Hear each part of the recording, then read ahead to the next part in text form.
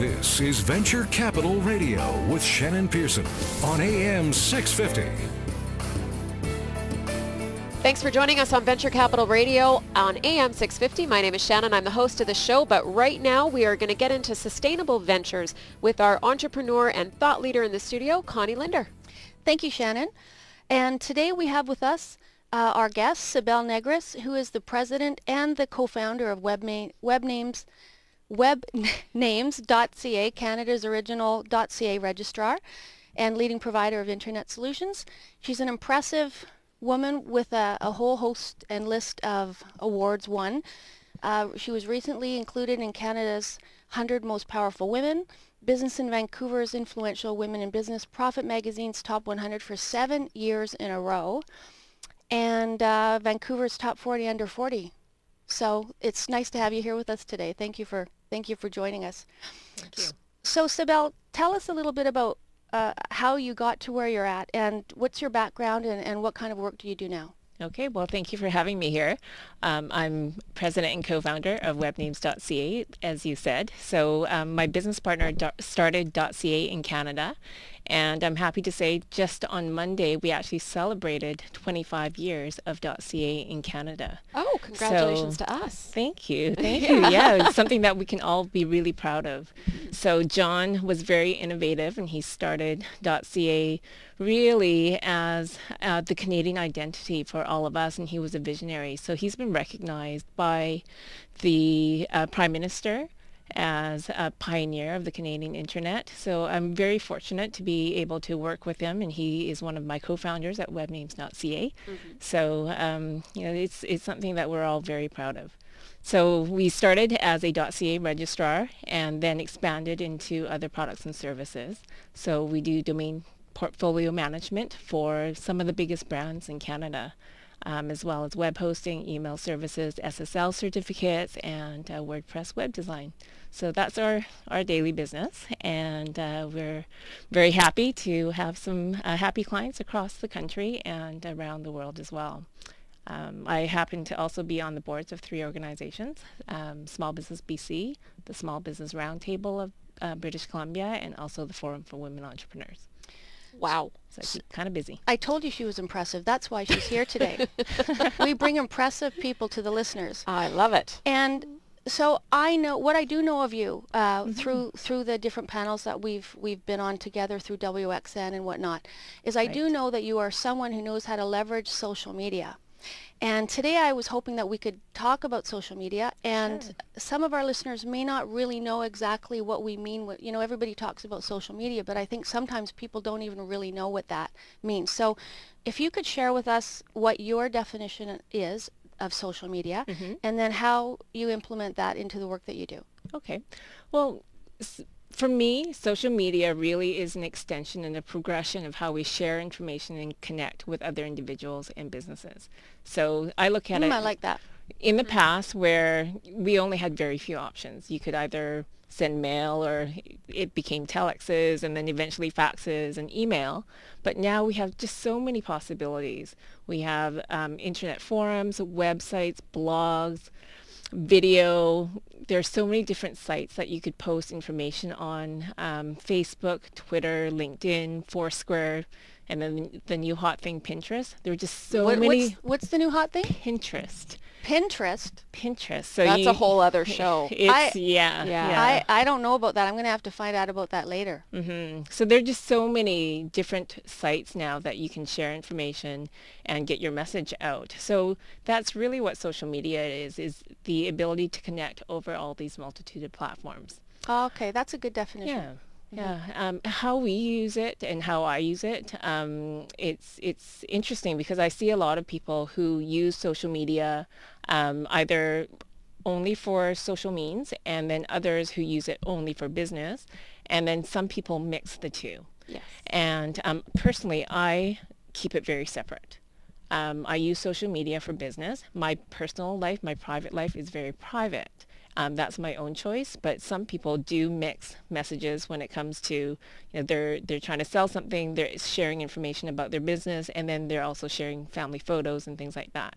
Yeah, that makes me uncomfortable too, having children and girls. Right. Yeah. Right. So I'm not as comfortable doing that, but it's a personal choice how people do it. And there are two schools of thought. There are people who say you have to be a whole person and a real person. And in this day and age, people want to connect with the person behind the business.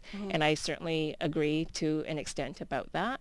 So it's the amount of information that you're willing to share, because the concept of privacy these days becomes a bit blurred. Yeah. So I think for people, they need to think about their strategy and how they want to get their message out.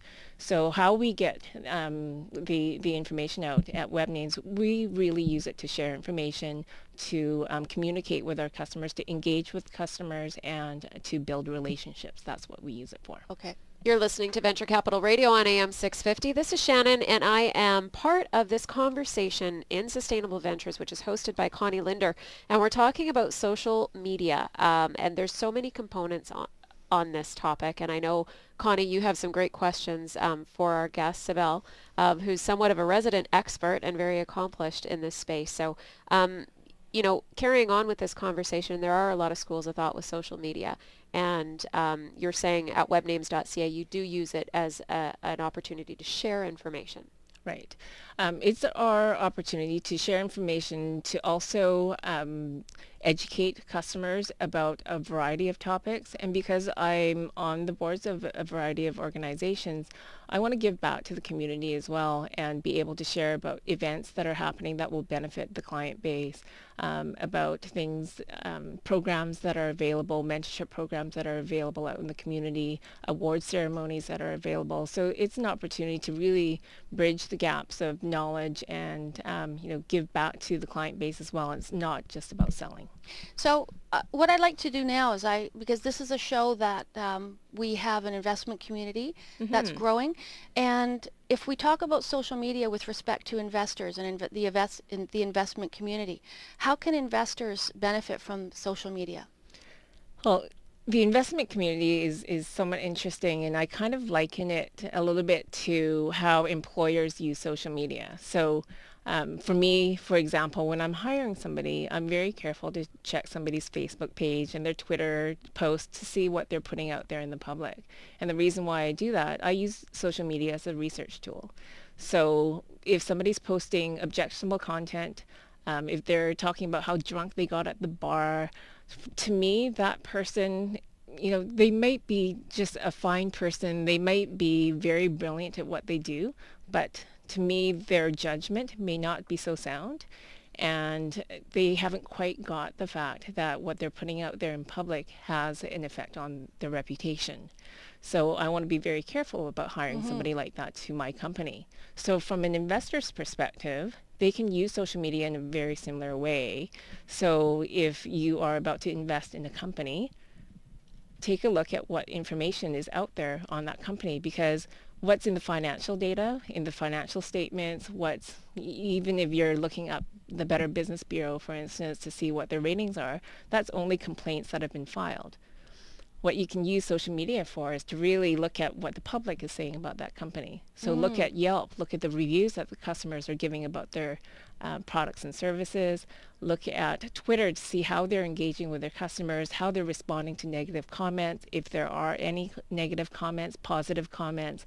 So you get a sense of the culture and the value of the company. And that goes beyond what's posted on their website, what's actually in the financial statements. You get a fairly rounded picture of what that company is all about before you invest in that company, because it's the people that you're investing in. Absolutely, yeah. And actually it brings me, I remember this issue that happened with a certain airlines, where the person saw their luggage being mishandled and wrote a song about it because his guitar actually got broken. He wrote a song about it, and the YouTube went viral, and the stock price completely plummeted Of the airline. So social media, as you say, it's a very powerful tool, and we really have to be on our best behavior. It's not like before where you could really just get reckless. Everybody's watching. Absolutely. Right.